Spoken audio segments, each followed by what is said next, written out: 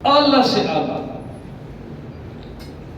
اور اگر نبی صلی اللہ علیہ وسلم کا اخلاق مبارک دیکھا جائے تو کائنات میں نبی رحمت صلی اللہ علیہ وسلم سے بہترین اخلاق بھی کسی کا نہیں. سارے نبی اخلاق کے اچھے، سارے اللہ کے ولی اخلاق کے اچھے، لیکن جو سب سے اچھا اخلاق ہے وہ امام الانبیاء حضرت محمد مصطفیٰ صلی اللہ علیہ وسلم کا.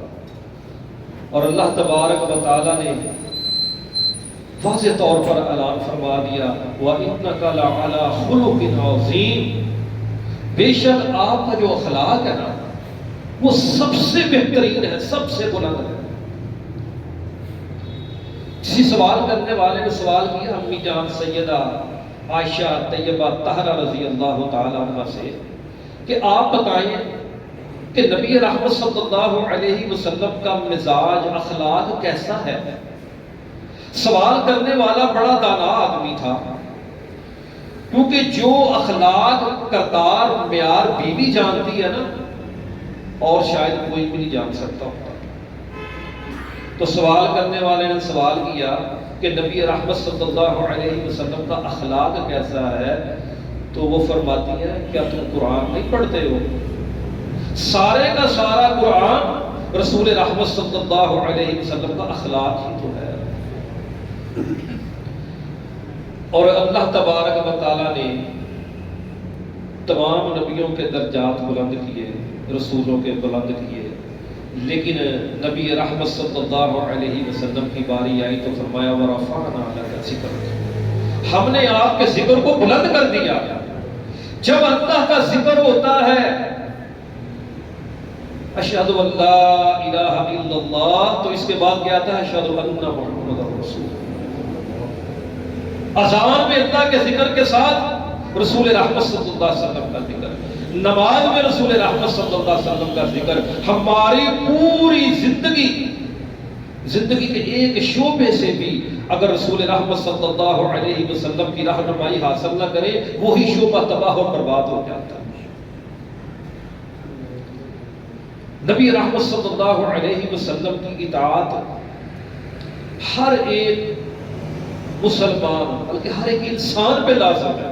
جو اطاعت میں نہیں آتے کفر کی زندگی گزارتے ہیں، دیکھ لیں کیسی حیوانوں جیسی زندگی ہے ان کی. ہر ایک کے اوپر لازم ہے کہ وہ رسول رحمت صلی اللہ علیہ وسلم کی اطاعت کرے. گزشتہ جو ہمارا جمعہ گزرا تھا اس میں اللہ تبارک و تعالیٰ کا تعارف تھا. عبادت ہوگی تو صرف اللہ کی ہوگی، عبادت خدا کی ہوگی، اطاعت مصطفیٰ کی ہوگی صلی اللہ علیہ وسلم. کائنات میں اور کوئی ہستی ایسی نہیں ہے کہ جو بغیر غلطیوں بغیر خطاؤں کے ہو سوائے رسول رحمت صلی اللہ علیہ وسلم. کیونکہ نبی رحمت صلی اللہ علیہ وسلم کے بارے میں اللہ تعالیٰ نے قرآن پاک میں واضح فرما دیا کہ یہ جو میرے حبیب صلی اللہ علیہ وسلم ہے یہ اپنی مرضی سے گفتگو نہیں کرتے دین کے بارے میں.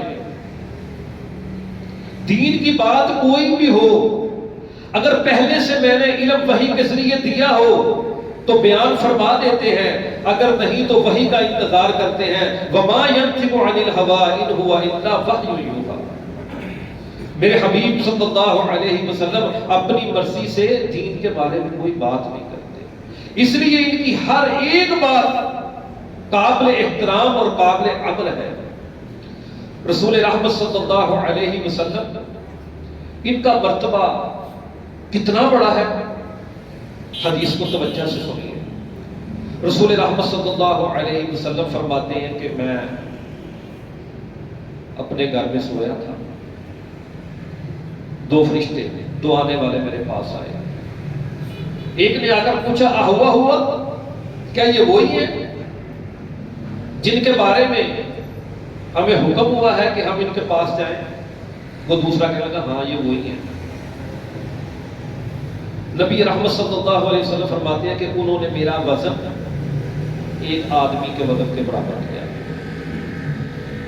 تو میں بھاری تھا. اس نے کہا نہیں چھوڑو، ایک سری 10 سے کرو. رسول رحمت صلی اللہ علیہ وسلم فرماتے ہیں میرا وزن 10 لوگوں سے کیا گیا تو میں بھاری تھا. کہتا 100 کے ساتھ کر کے دیکھ لو. فرماتے ہیں 100 کے ساتھ میرا وزن کیا گیا تو میں پھر بھی بھاری تھا. 1000 کے ساتھ وزن کیا گیا تو پھر بھی بھاری تھا. وہ کہنے لگا تم پوری کائنات کے لوگوں کو بھی ایک پلڑے میں ڈال دو, ایک پلڑے میں رسول رحمت صلی اللہ علیہ وسلم ہو گئے تو ان کا وزن بھاری ہے. یہ وزن اعمال کا, اللہ کی فرما برداری کا, اللہ کی محبت کا وزن. اور نام ہی اتنا پیارا محمد صلی اللہ علیہ وسلم. اس بات کی نا بڑی توجہ کیا کیجیے. جب آپ کسی ایسی مجلس میں بیٹھے ہو جو اللہ اور اللہ کے رسول کے ذکر کی مجلس ہو, آپ منتظر رہا کریں کہ کہیں میرے کانوں میں آواز پڑ جائے محمد تو فوراً کہوں صلی اللہ علیہ وسلم.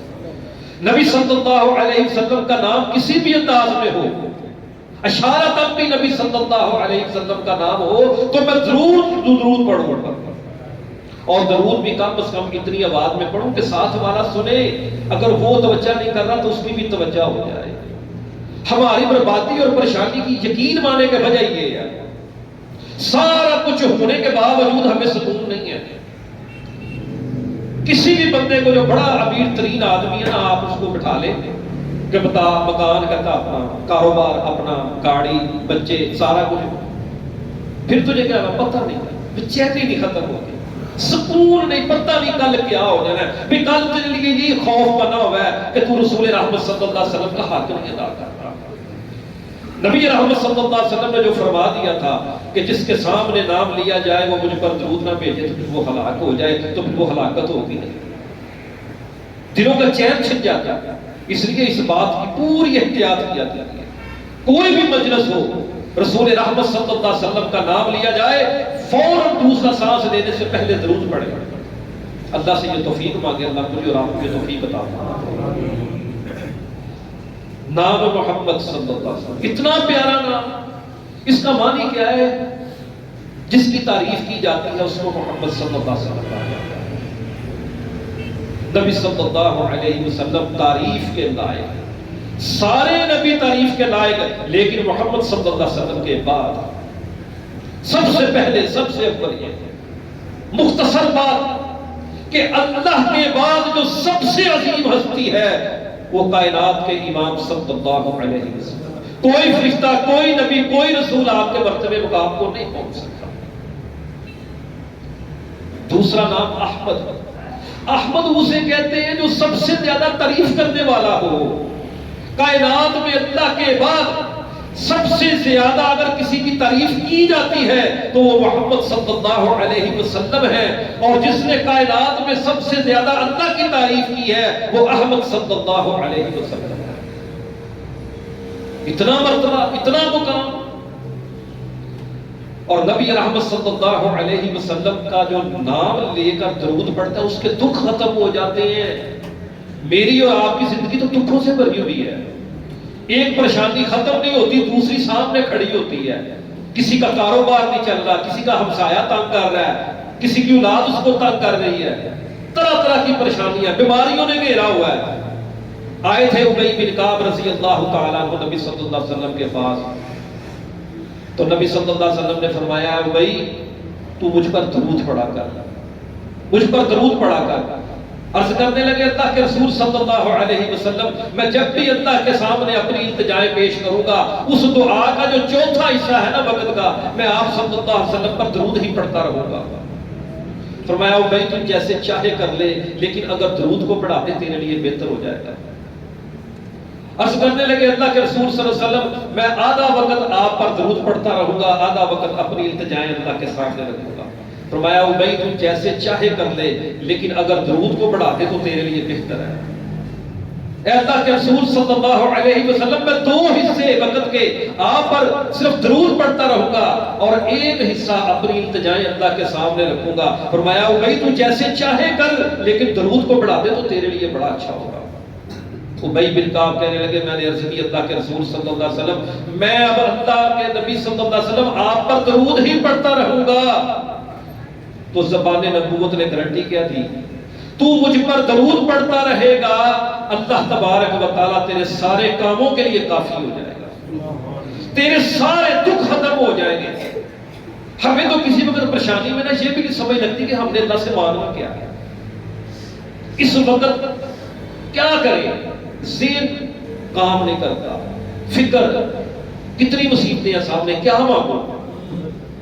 بھئی جب کچھ سمجھ نہ آئے تو کہہ دو اللہم صلی علی محمد وعلی آل محمد، درود پڑھ دو نبی صلی اللہ علیہ وسلم پر، یقین کے ساتھ، ارادے کے ساتھ۔ اصل دولت یقین کی ہے، درود بھی پڑھ رہا ہے اور بد نصیب اتنا ہے کہ اسے پتہ کہ پتہ نہیں قبول ہونا کہ نہیں ہوگا، یقین کے ساتھ، کیونکہ جس نے بتایا وہ زمان کائنات میں سب سے سچی ہے، جس نے مسئلے حل کرنے ہیں وہ سب سے بڑا احکام الحاکمین ہے۔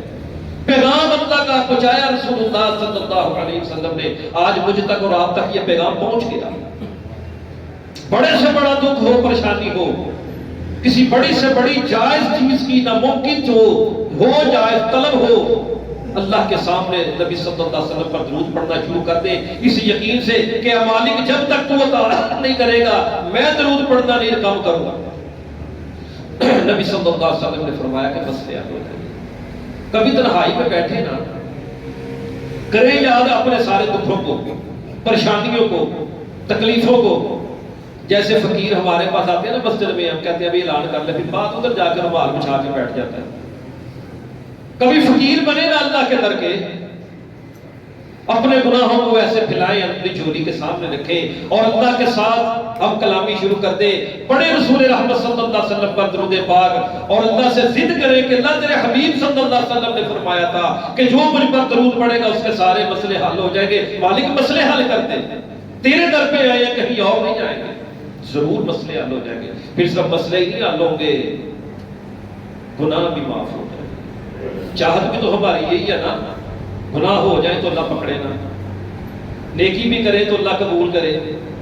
تو اللہ تبارک و تعالیٰ فرماتے ہیں پھر بہترین جو کام ہے نا، میں نے اپنے حبیب صلی اللہ علیہ وسلم کے ذریعے تمہیں پیغام پہنچا دیا ہے، پڑھو درود میرے حبیب صلی اللہ علیہ وسلم پر۔ ایک دفعہ درود پڑھو گے 10 نیکیاں تمہارے نامہ اعمال میں لکھ دی جائیں گی، 10 گناہ مٹا دیے جائیں گے۔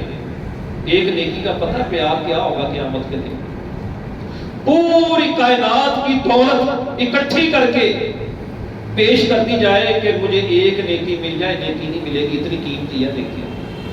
یہاں پرواہ نہیں کرتے، ماں باپ کتنی محبت کرتے ہیں بچوں کے ساتھ، باپ ساری زندگی اپنی جوانی کو ڈال دیتا ہے، بوڑھا ہو جاتا ہے بچوں کی خاطر، اور کئی دفعہ بچہ نقصان کرتا ہے کاروبار میں، وہ پھر بیچارہ